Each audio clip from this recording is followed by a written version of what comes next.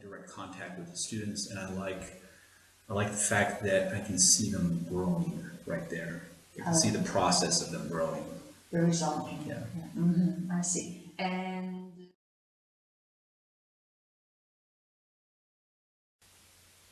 Unmotivated students is the thing that I like the least about teaching.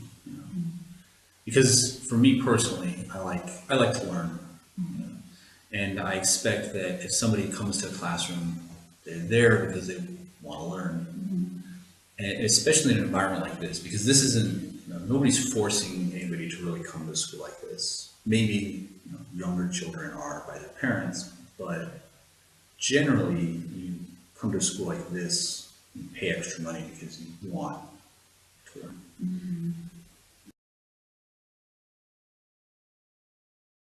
The children from 3 to 4, that was the most interesting because they obviously speak no English. You can't try to reason with them like you can with any other age group. But yeah, it was probably the most, I would say the most fun or the most entertaining.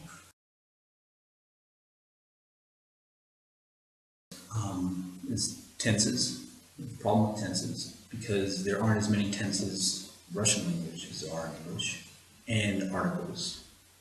The problem, sometimes they don't use enough articles in the proper spot, or they use articles everywhere.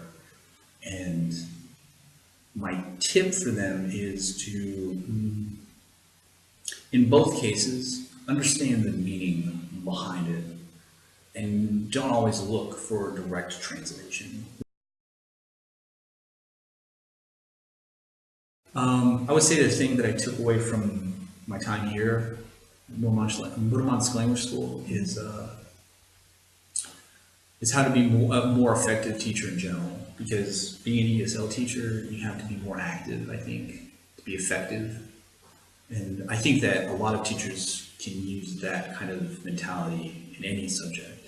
To be more active, and to be less of a lecturer. I see. I think because you can't really lecture in ESL because you have to teach the language. So I think that being more active is the best thing for any teacher. I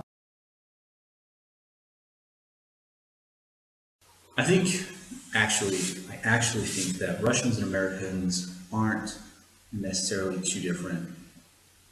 I think that a lot of Russians are westernized like Americans. I think that there's a slight difference in the beginning. There's like an initial difference.